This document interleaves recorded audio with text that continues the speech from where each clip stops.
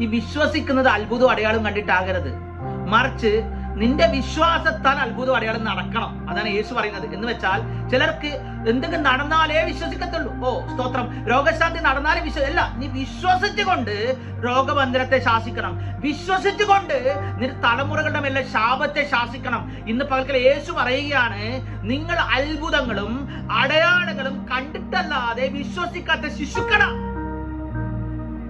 ഞാൻ ഒരിക്കൽ എന്റെ വിദ്യാഭ്യാസത്തിന്റെ ഇതിന്റെ നന്മയുടെ വഴി സാത്താൻ അടച്ചു കളഞ്ഞു. ഇനി ഞാൻ പഠിച്ചു ഉയരത്തില്ല എന്നുള്ള ഒരു അവസ്ഥയിലേക്ക് ഞാൻ എത്തിച്ചേർന്നപ്പോൾ ഒരു പ്രവാചകൻ എൻ്റെ അടുക്ക് വന്നിട്ട് പറഞ്ഞു, നീ വീണ്ടും ചിലതൊക്കെ പഠിക്കാൻ പോവാന്ന് പറഞ്ഞു. സ്തോത്രം. ഈ പ്രവചനം കേട്ട് ഞാൻ വിശ്വസിച്ചു, അല്പവിശ്വാസം കൊണ്ട് ഞാൻ നടന്നു. പക്ഷെ പ്രവചനം അതുപോലെ നടന്നു. എന്താക്കി? പറഞ്ഞ പോലെ തിരിച്ചു പഠിക്കാൻ കയറി, എഞ്ചിനീയറിംഗ് കാര്യങ്ങൾ ദൈവത്തിന് അത്ഭുതം നടന്നു, ഒക്കെ ദൈവം ചെയ്തു. പിന്നെ ദൈവം പറഞ്ഞു, നിനക്ക് വിസ വരും, നിനക്ക് ദൈവത്തിന്റെ വഴി തുറക്കുമെന്ന് പറഞ്ഞു.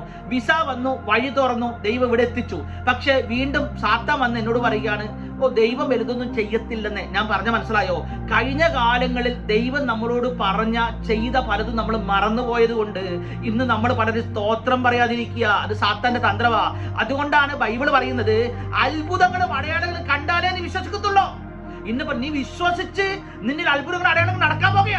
ദൈവം എന്നോട് പറഞ്ഞതാ. സ്തോത്രം. വിശ്വസിച്ചാൽ അത്ഭുതങ്ങളും അടയാളങ്ങളും അത് എപ്പോഴും നമ്മുടെ കൂടെയുണ്ട്. അതുകൊണ്ട് അത് നടന്നാലേ വിശ്വസിക്കുമെന്നല്ല, എന്നിൽ വിശ്വാസം ഉള്ളത് കൊണ്ട് അത് നടക്കാൻ പോകുക.